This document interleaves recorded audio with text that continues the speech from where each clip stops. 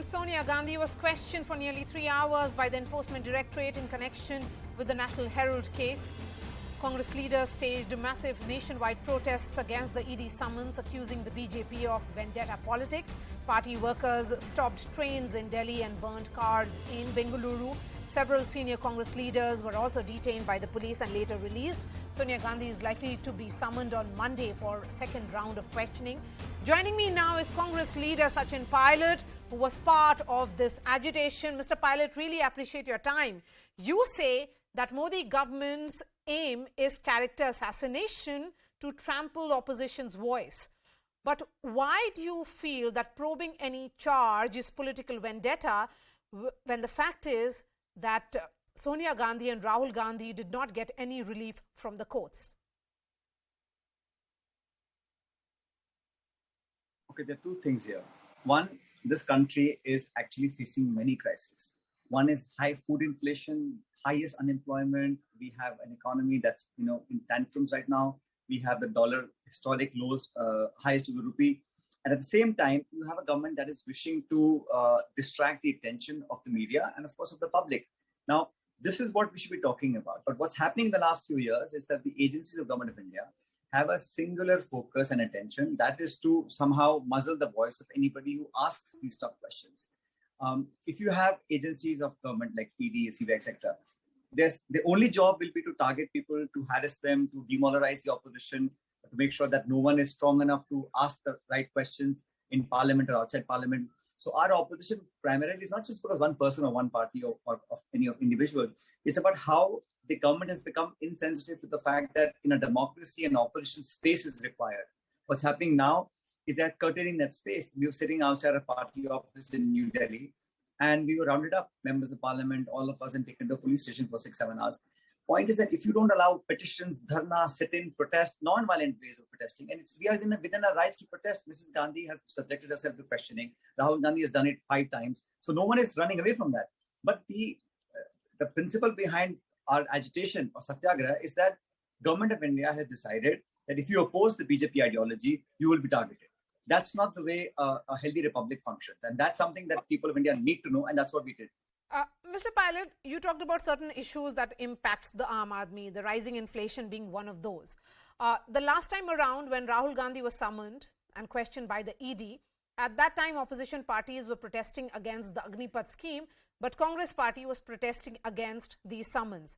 Similarly, this time around, yesterday, the Congress raised the issue of GST in Parliament, and today it was about central agencies allegedly targeting the Gandhis. The question is, do you really stand with the Aam Aadmi, or is your priority the Gandhi family? Okay, I think the Congress party has been in power for many years. We've been in opposition now for many years. And I can tell you that despite whatever may be the judgment that you may wish to pass, for any issue that we feel that people's voice needs to be heard on the streets, we have always been there. Of course, Mrs. Gandhi being summoned by the ED after her being the Congress president for 20 years is bigger news. So you show it differently. But Congress workers, leaders, MLAs, MPs, Pramukhs, Pradhans, we have done it all the last 7-8 years. And we have always focused on what we think people need to get from us as opposition. But if any political party's president and top leaders are targeted and singularly targeted, then any political party will do that. But more so because of the Congress party, BJP fears that pan-India, the only party that can take on the BJP is the Congress party. So let's try and target the leadership. Let them be confined to this answering questions and, summoning and, questioning so that, they don't do the real political work of an opposition. But that's not going to happen. Today, all of us across the country, not just Congress party workers, but people generally feel that there is an excess from the government of India, the income tax, the CBI, the ED. If you oppose, you will be targeted. There's no semblance of justice in the functionality of these agencies. That's a primary concern. And I think it's not healthy signs for our democracy. It's not healthy signs for our country. And people of India, civil society, and even the media needs to understand that it's okay to be in government. It's okay to be in opposition. But you can't try and finish off the opposition or attack people and not allow the voice to be heard. That's just not acceptable. The BJP says that the Congress party, in fact, harassed then Gujarat Chief Minister Narendra Modi post the 2002 riots. When Mr. Modi was questioned by the SIT, he did not really mobilize the cadre. There were no protests that were held by the BJP, the manner in which the Congress is doing, isn't that a fact as well? He cooperated with the agencies. I think it's wrong to compare the two events. And even this case, there is no question of anybody not answering the questions given by the ED to Mrs. Gandhi or Mr. Rahul Gandhi. And we, I think, are within our rights because the excessive and blatant misuse never happened earlier. It's only the last 6-7 years that we've seen that every agency, as long as Government of India controls it, it will come after you. That never used to happen. There was a case, that time Chief Minister or whatever leader was called, but the country knew at that time that it was not politically motivated by New Delhi.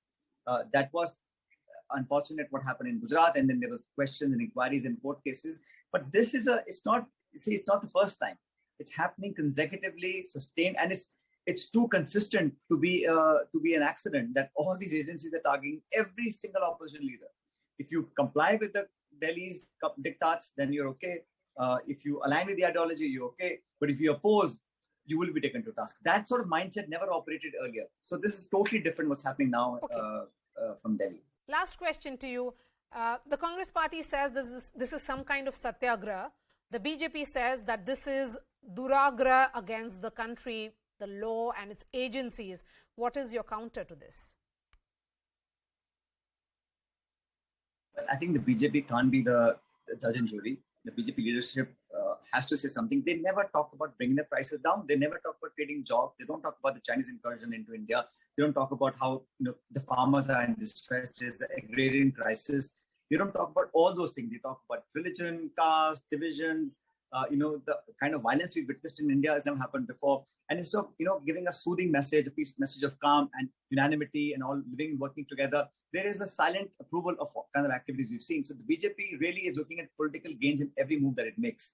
The country is bigger than Congress and BJP. This nation's society has a future. Young people need to go forward in this century. You can't be bogged down by mindsets that are so narrow in thinking that ideology and nothing beyond that is acceptable. That's not fair. I think BJP may have won a few elections, but it doesn't mean that they represent every single person in this country. We are also in the opposition. We have a right and we have a space that can't be taken away. All right, Sachin Pilot, thank you so much for your time. Let's see how events play out on Monday now. I appreciate your time. That's all from me. Thanks so much for watching, and I'll be seeing you tomorrow.